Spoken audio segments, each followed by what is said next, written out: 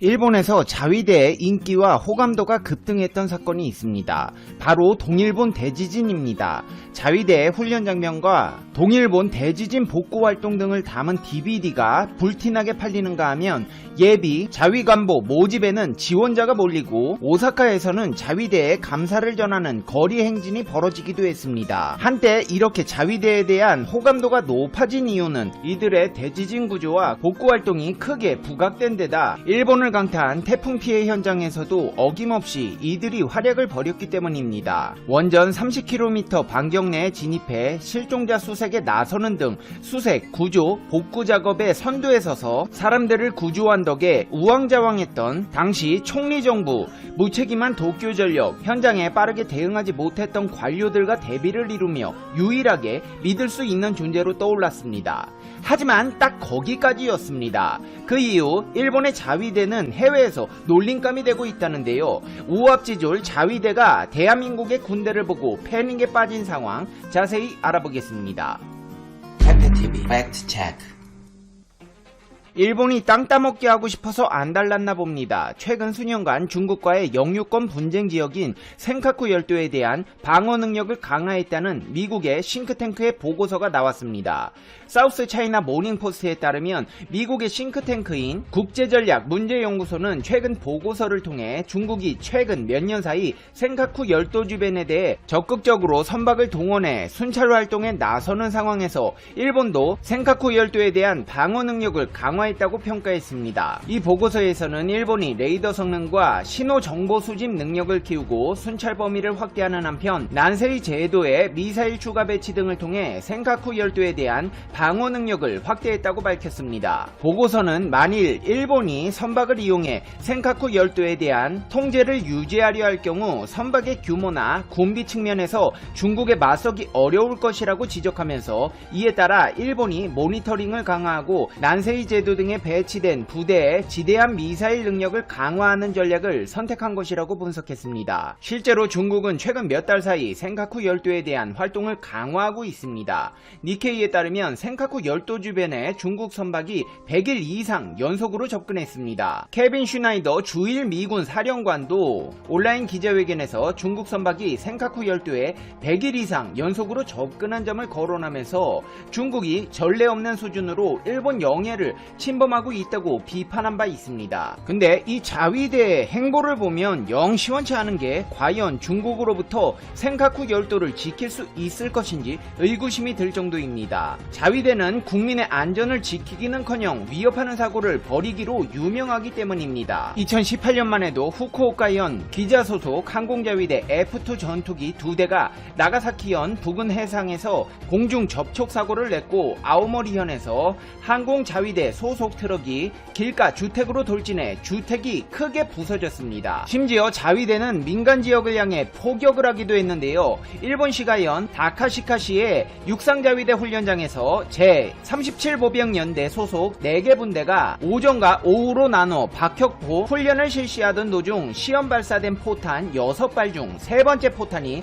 표적을 벗어나 훈련장 밖으로 날아갔습니다. 무려 1km가량을 비껴난 포탄은 인근 303번 국도 주변에 떨어졌습니다. 포탄이 떨어진 피해 지역에서는 아스팔트 파편이 주차 차량을 덮쳐 유리창이 깨졌습니다. 당시 피해자는 경찰 조사에서 차를 길옆에 대는 순간 강력한 폭발음이 들리고 창문 유리창이 깨졌다. 차체 뒤쪽에 파편 흔적이 발견됐으며 40m가량 떨어진 곳에서 검은 연기가 수십 미터 솟아올랐다. 전쟁 난 줄 알았다며 당시의 상황을 설명했습니다. 육상자위대 81mm 박격포는 최대 사거리가 5.6km가량으로 지상 부근에서 폭발하고 살상용 파편이 10m 범위까지 날아갑니다.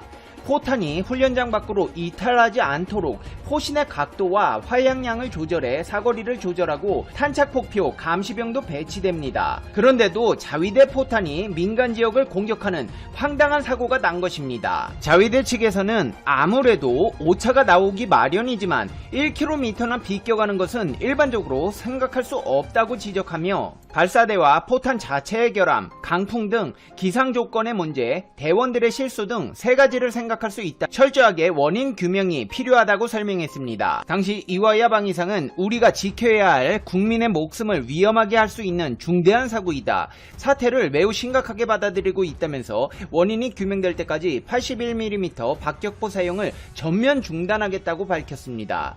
또한 피해자와 주민에게 불안을 준 것에 대해 진심으로 사과드린다며 머리를 숙였습니다. 하지만 사고 일으키는 게 한두 번이 아닌지라 일본 주민들의 불신은 깊어져만 갔습니다. 당시 해당 지역의 시장은 이전에도 비슷한 사고가 있어서 안전관리에 만전을 기하고 신속히 연락한다는 각서를 썼다. 그런데도 사고의 대응이 불충분한 점은 유감이라고 지적했습니다. 시민들 또한 자위대의 불찰에 우려를 표하며 일본 자위대는 위험하다. 밖으로는 2차 대전 승전국을 중심으로 군사적 제휴와 공동훈련의 외연을 넓혀가고 있는데 정작 안쪽에서는 이딴 사고로 망신사를 자초하고 있다. 그냥 망신 단계를 넘어서 국민의 생명과 재산을 위협하는 사고가 잇따르고 있다. 정부 강요와 자위대 지휘부가 연일 잘못했다며 고개를 숙이고 있지만 이따위 자위대가 필요한 것이냐며 우려를 표했습니다. 이런 사고가 날만합니다. 인기가 없다 보니 애니메이션 매니아들 오합지졸들만 모여서 훈련을 하고 있기 때문입니다.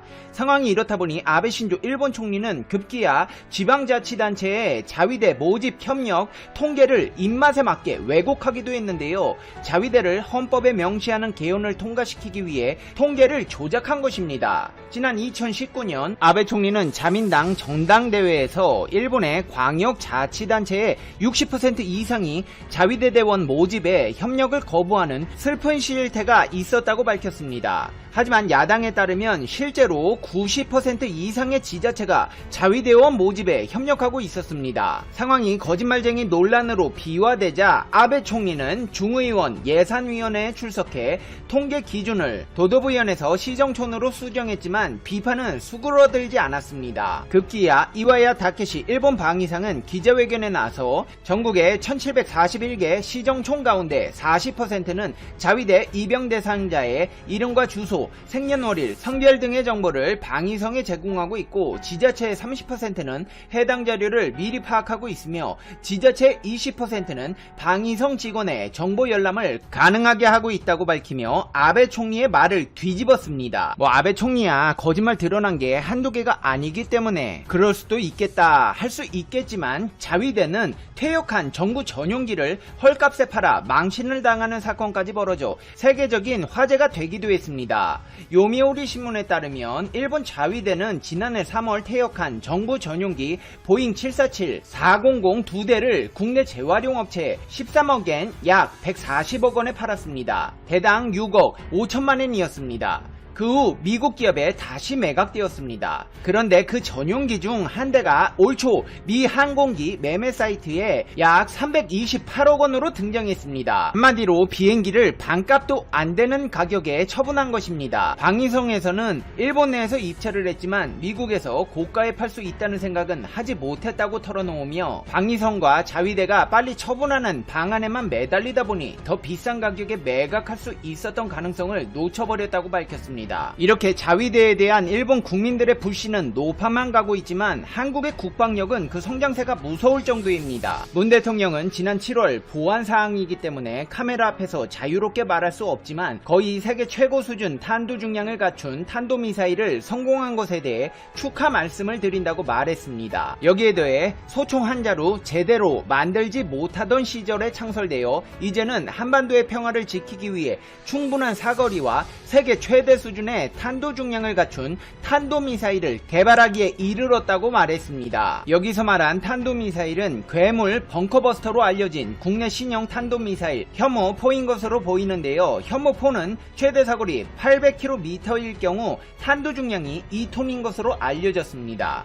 사거리를 300km에서 500km로 줄일 경우 탄도 중량이 4톤에서 5톤 이상으로 늘어나 지하 깊숙이 있는 벙커도 파괴할 수 있는 것으로 분석되고 있습니다. 미국과 중국, 러시아 등 강대국은 물론 북한의 단거리 탄도미사일도 탄도 중량은 500kg에서 1톤 수준이어서 4톤, 5톤 이상 수준은 세계적으로 유례가 없는 것입니다. 이렇게 일본의 자위대가 연일 일본 국민들로부터 비판을 받는 동안 우리 군은 세계 최강의 군사력을 꿈꾸며 다른 나라들의 위협으로부터 국토를 수호하고 있습니다. 페페TV 시청자 여러분은 어떻게 생각하세요? 페페TV는 여러분의 생각이 궁금합니다. 댓글로 여러분의 생각을 남겨주세요.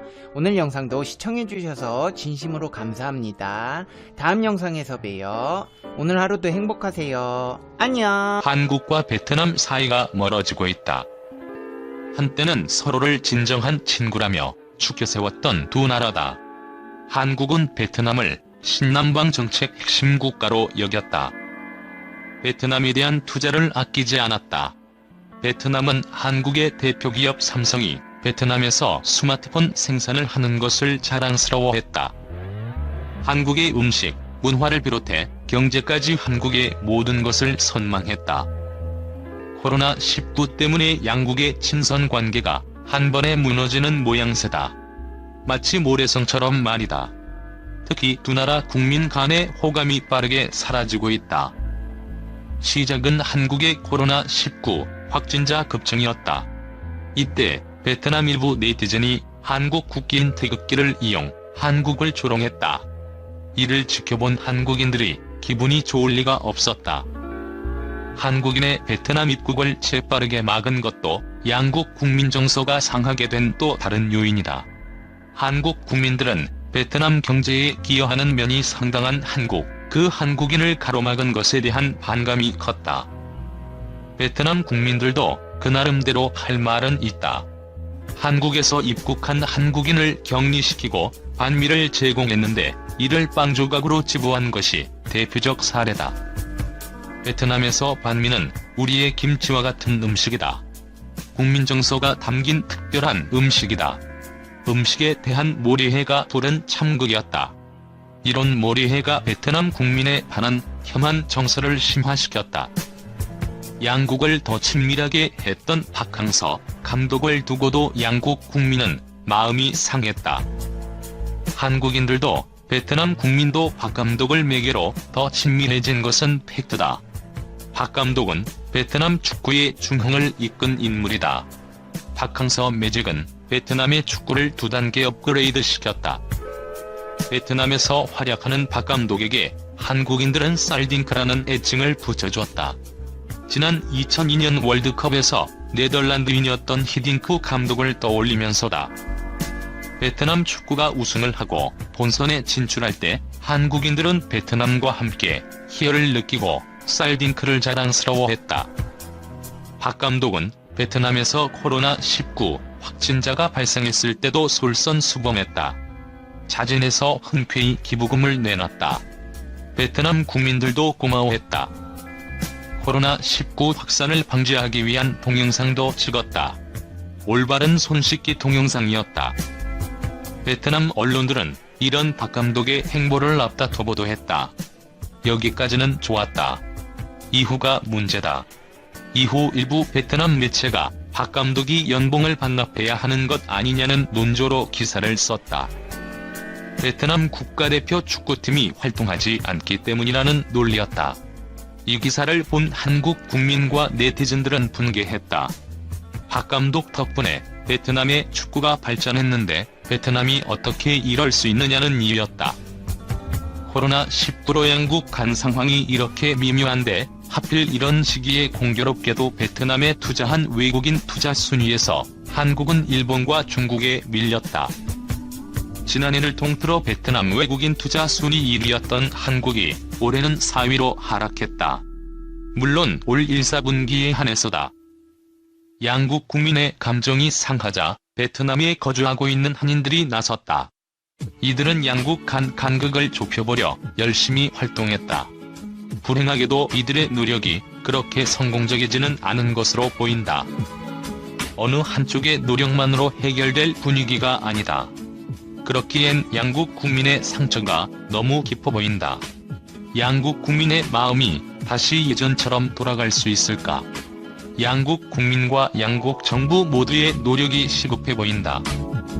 입국 제한국서 방역모범국으로 국경 넘는 방역 한국. 신종 코로나 바이러스 감염증의 세계적 확산에 각국에서 한국 방역 협력 요청이 쇄도하고 있다. 코로나19 사태 초기 입국 제한국 오명을 썼던 한국이 방역모범국으로 거듭난 셈이다.